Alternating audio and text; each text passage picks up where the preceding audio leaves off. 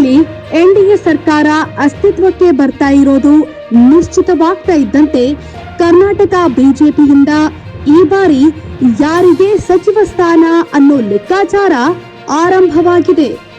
ಲಿಂಗಾಯತ ಸಮುದಾಯದಿಂದ ಈ ಬಾರಿ ಮಾಜಿ ಮುಖ್ಯಮಂತ್ರಿಗಳಾದ ಜಗದೀಶ್ ಶೆಟ್ಟರ್, ಬಸವರಾಜ ಬೊಮ್ಮಾಯಿ, ಮಾಜಿ ಸಚಿವ ವಿ ಸೋಮಣ್ಣ, ಬಿವೈ ರಾಘವೇಂದ್ರ, ಹಿರಿಯ ಸಂಸದರಾಗಿರುವ ಪಿಸಿ ಗದ್ದಿಗೌಡರ್ ಆಯ್ಕೆಯಾಗಿದ್ದಾರೆ. ಈ ಪೈಕಿ ಮಾಜಿ ಮುಖ್ಯಮಂತ್ರಿಗಳ ಹೆಸರನ್ನ ಪರಿಗಣಿಸುವ ಸಾಧ್ಯತೆಯನ್ನ ತಳ್ಳಿ ಹಾಕುವಂತಿಲ್ಲ. ಆದ್ರೆ ಇದುವರೆಗೆ ಸಚಿವರಾಗಿದ್ದ ಧಾರವಾಡದ ಪ್ರಹ್ಲಾದ್ ಜೋಶಿ ಅವರಿಗೆ ಮತ್ತೊಮ್ಮೆ ಸಚಿವ ಸ್ಥಾನ ನೀಡುವ ನಿರ್ಧಾರವಾದಲ್ಲಿ ಅಕ್ಕಪಕ್ಕದ ಕ್ಷೇತ್ರಗಳ ಸಂಸದರಾದ ಶೆಟ್ಟರ್ ಹಾಗೂ ಬೊಮ್ಮಾಯಿ ಅವರಿಗೆ ಪ್ರಾದೇಶಿಕ ಕಾರಣದಿಂದ ನಿರಾಕರಿಸಬಹುದು. ಹಾಗಾದಲ್ಲಿ ರಾಜಧಾನಿ ಬೆಂಗಳೂರನ್ನ ಪರಿಗಣಿಸಿ ರಾಜ್ಯದಲ್ಲಿ ಲಿಂಗಾಯತ ನಾಯಕರಾಗಿ ಗುರುತಿಸಿಕೊಂಡಿರುವ ಸೋಮಣ್ಣ ಅವರಿಗೂ ಅದೃಷ್ಟ ಒಲಿದು ಬರಬಹುದು ಅಂತ ಹೇಳಲಾಗ್ತಾ ಇದೆ.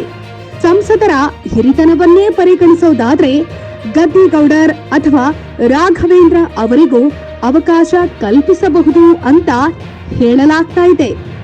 ಮಂಡ್ಯ ಲೋಕಸಭಾ ಕ್ಷೇತ್ರದಿಂದ ಗೆಲುವು ಸಾಧಿಸಿರುವ ಜೆಡಿಎಸ್ ರಾಜ್ಯಾಧ್ಯಕ್ಷ ಎಚ್ ಡಿ ಕುಮಾರಸ್ವಾಮಿ ಅವರು ಕೇಂದ್ರದ ಎನ್ಡಿಎ ಸರ್ಕಾರದಲ್ಲಿ ಸಚಿವರಾಗುವ ಸಾಧ್ಯತೆ ದಟ್ಟವಾಗಿದೆ.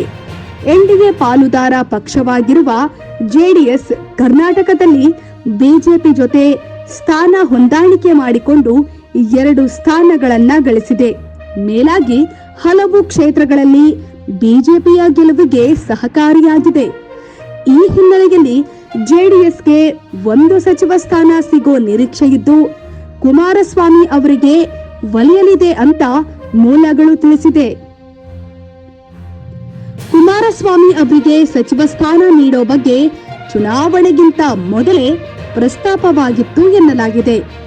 ಈ ನಡುವೆ ಕುಮಾರಸ್ವಾಮಿ ಅವರು ಕೃಷಿ ಖಾತೆಯ ಬಗ್ಗೆ ಒಲವು ಹೊಂದಿದ್ದು ಅದನ್ನೇ ಕೇಳುವ ಸಂಭವವಿದೆ.